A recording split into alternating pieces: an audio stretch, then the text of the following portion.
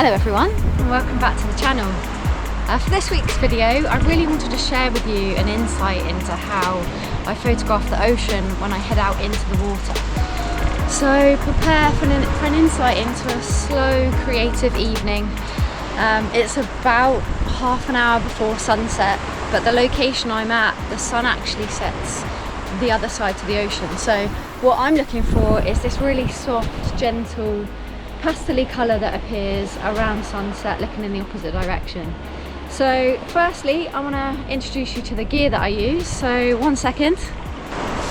It's my X-T5. So my Fujifilm X-T5 is my camera of choice for everything that I shoot, from personal work to paid work, and yeah, it does everything I need. My X-T5 is paired up with my 60mm macro lens tonight, and I love using this out in the water because the way I'm shooting this slow creative photography, I want to get as close to the ripples of the water that I possibly can and get that really abstract macro effect. So this lens is absolutely incredible and it's my go-to lens for any shoots like this. So this is sat on a mount which is for the Aquatech edge housing. So one second. The Aquatech edge housing, which is bespoke for my Fujifilm X-T5.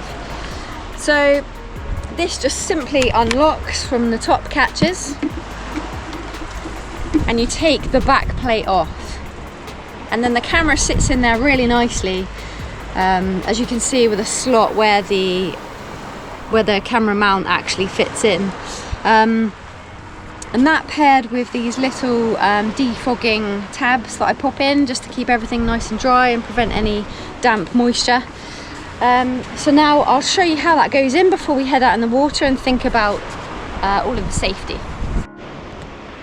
So simply for the purposes of not getting any sand scratching on this lovely lens of the housing, I'm just placing this down on my towel. So you literally just pop the back plate off. The only thing is you have to already have powered the camera on, so I'm going to preset my settings depending on the light, just to get a feel for how I'm going to shoot this. So I'm deciding to take this evening's shoot at 200 ISO, 250th of a second, and we've gone f6.4. So sometimes I'll go in autofocus so I can focus on whatever's coming up in front of me. But for this particular abstract ripple shoot, I am literally going for a manual focus, which is really close up to the lens. So that's what I'm going for this evening. So I'm just gonna clip in my wire and pop this plate in. Make sure my tabs are also in there nicely, so there's a couple under there. And then this just slots on like so, and I'll just lock that in, and then we're good to go. So now the camera's all safely in the housing, I just need to get myself ready. So just gonna get into my bikini and get ready to get in the water. But before I do, I just found this little bit of sea glass. How beautiful is that? Okay guys, so I'm all ready to head out into the water with my housing. Now of course there's a big safety element here when you're heading out into the water for photography, but as you'll see, this evening's really super calm, and the type of photography that I want to shoot is this slow, calm, creative, abstract. So there's no danger of swell or rips or the tide that's really gonna have any big impact on that. So yeah, it's heading towards sunset now, so it could get a little chilly. Obviously this is in the UK, and it's not particularly warm in the water, especially in the evening once the sun's dropped. So yeah, I'm gonna head out now anyway, and yeah, let's see what we can capture.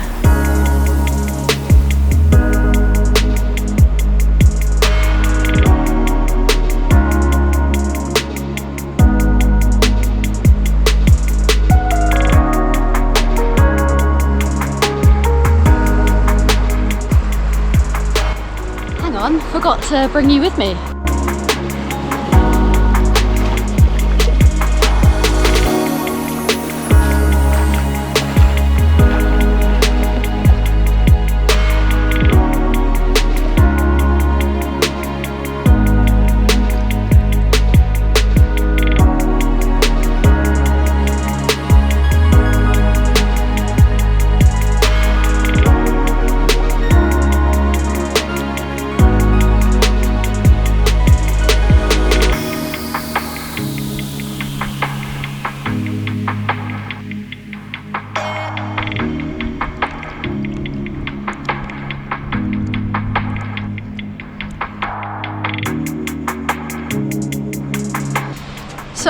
just been out there for a few minutes and it's already looking pretty epic, and my approach of manually focusing really close to my subject is really paying off, and it's really getting those ripples come through, which is ideal. It's exactly what I'm going for those abstract kind of ocean shots. Now I'm shooting in continuous burst mode, so I've got it in continuous high. So that gets me about 20 frames per second from memory, and my point is the water's moving around me so much that I really want to just hit that shutter button and be able to get an incredible shot as the ripples pass by. So it is very hit and miss, and if I've got it on burst mode, it means that I won't miss the shot, so that's the most important thing.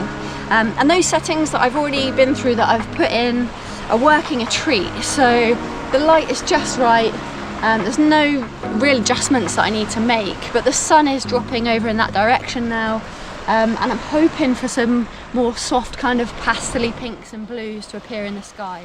So let's get back in there and see how we go.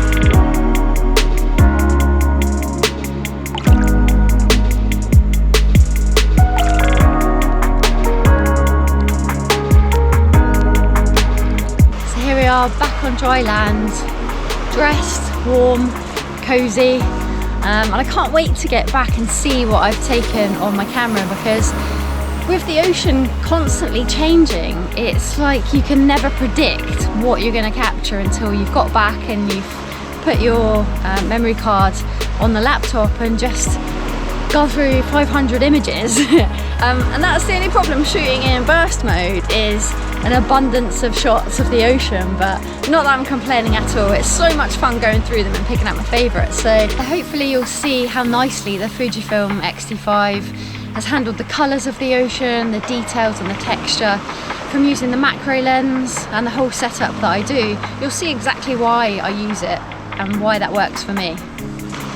So if you're thinking about ocean photography, then honestly it's so much fun. Whether you get yourself a GoPro or look for a housing for your camera, whatever you do, honestly it's so much fun getting out into the water and just giving it a go. But yeah, I hope you like this insight into the ocean photography, and if you have any questions or anything else you'd like to see, then please do drop it in the comments today and let me know what you think. But yeah, don't forget to like and subscribe, and see you in the next one, guys.